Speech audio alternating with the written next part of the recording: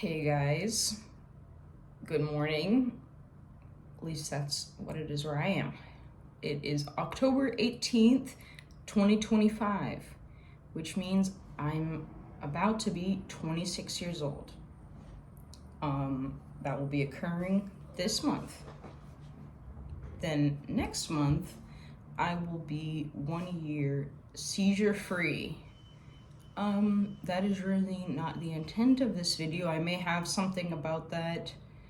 But really, I'm gonna try my best to not make this a run-on video, and I'm already kind of working against myself because I don't really have much of a, list of something to talk off of. What does he call that? What do you call that? Yeah, you call that a script. Don't have that. However, this is just a topic where I feel like I've been looking for some resources here and there, and I would say I'm far from any sort of genius in this or someone who has a lot of knowledge necessarily, but I'm someone who's always seeking information on the topics of hoodoo, root work, African traditional religion, and healing, generational trauma. So, in this video, I guess, I really, isn't that the worst? I mean, of everything I've just said, of all of those practices, intention is everything, right? No intention behind this video, I guess, other than to be very honest in a way that I'm afraid of, but the truth. Yes, my dad died this year of alcoholism. It's not surprising to me, more surprising that he lived as long as he did, being as sick as he was. If you have alcoholic family members, perhaps you can relate. But essentially,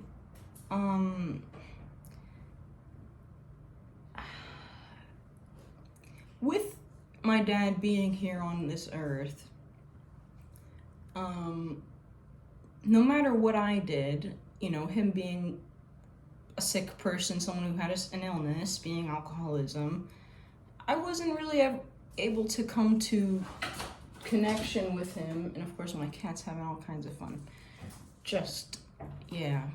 Part of the experience. Wasn't really able to ever come to true closure on our connection. I always, as a kid, and it's funny because, I haven't really thought of this side of myself in a long time. As a kid, I always thought of myself as like a daddy's girl. Goodness me. Pretty funny now because I consider myself to be an extremely independent person. However, basically, when you have a parent who is an alcoholic, if they have played any role of parenting in your life, it may behoove you, or you may have a desire to.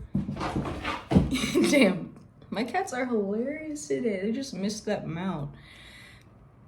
Anyhow, you may have a desire to, draw those clean lines between what did I actually get from my dad. Damn, these cats are going crazy. They don't want me talking about this, or they're excited I am, or they're just cats. But that can be a little hard, what I'm referring to, saying, I got this from my dad. I got this from my potentially, fraught relationship with somebody.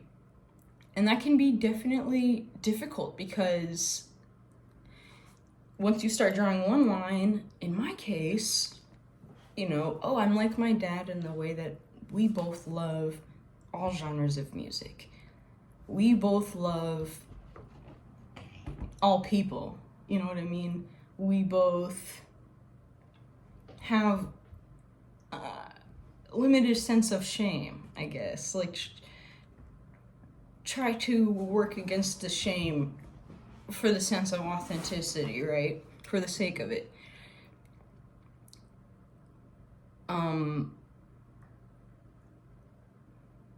I have like no advice to people who can just come away and be like, yep, learned it from my dad. Yep, learned it from my mom. Because there was not a sense of steady, continuous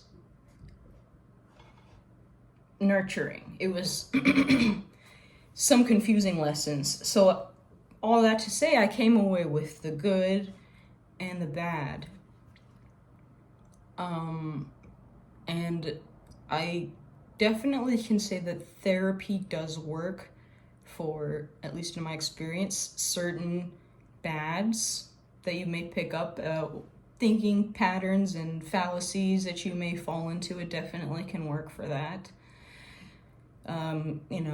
Talk therapy I think has definitely been helpful for me in certain cases, but not all, you know what I mean? And I think that your mileage may vary.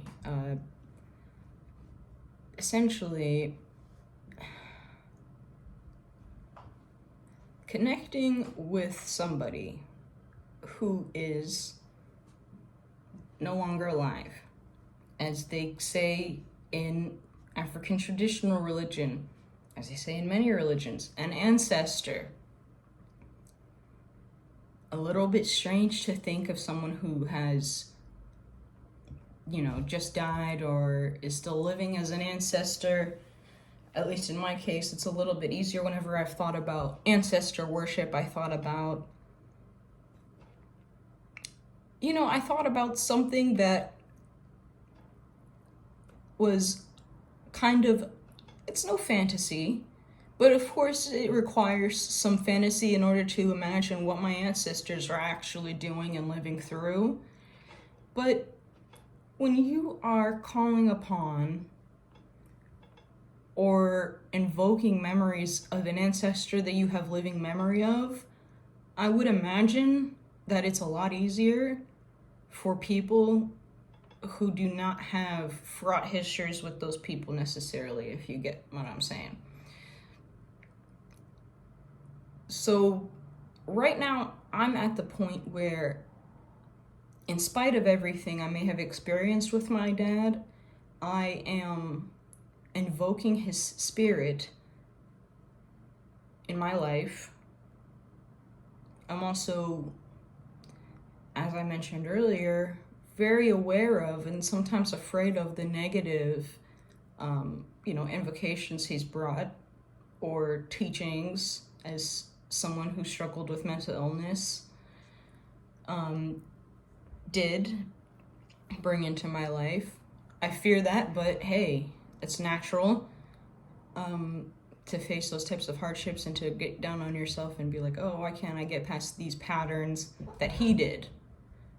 But I think that that's the whole point, to bring it full circle. You are related in the sense that if they did any parenting for you, good or bad parenting, you have learned lessons, you know what I mean? And I think in the sense,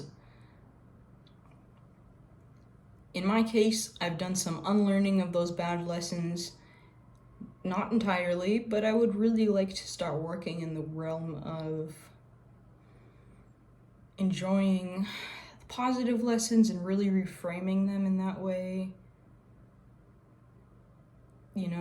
My dad had some passions that I obviously followed.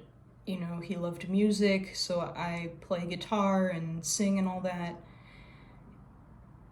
He also very much loved the homeless people in his community, and I'm finding that when I engage in that, I feel like a particular sense of fullness, connection, really. It's really weird. Like, immediate desire to like want to tell my dad.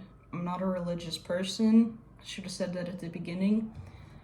Immediate desire to want to tell my dad. I mean, look, I'm not a religious person. I'm obviously someone in the process of grief. And I'm obviously a very dry delivery person in certain scenarios, right? I'm not about to cry. I'm sorry, that was rude. But anyway, wanted to really tell my dad that, you know what I mean? And it's like, he's dead. His energy still lives. I do believe that because I made an effort to do something kind and give, but something about also carrying that energy of my dad with me as I do it gives me an added sense of connection and fulfillment, and just feels like I am nurturing the positive experiences I've had in the past. So I know that this video is extremely niche. I don't think, without the work of keyword magic, it will be discovered by anybody. But I really hope that it discovers one right person in order to really help them if they're in this process of trying to understand ancestor veneration. I'm not the one to tell you about that, but at least offer an opinion on ancestor veneration, root work, hoodoo, and some ways of thinking whenever you are, working with an ancestor who's recently passed. And you're in that stage of grief, especially whenever it is complicated grief. Someone who you may not have had an always positive or even net positive relationship with. So all of that to say, most importantly, this is for you. So those negative lessons that I was referring to, yeah, they're gonna come up in your day-to-day, but the point of this is really to focus as much as you can on the positive memories and to make them real in your life, kind of reintroducing that ideal parent that you had, right? Because for better or for worse, they were that person, but you can still, as an adult, take on those good lessons, apply them to your life, feel connection to the fact that there are good forces in this world that will love you and raise you.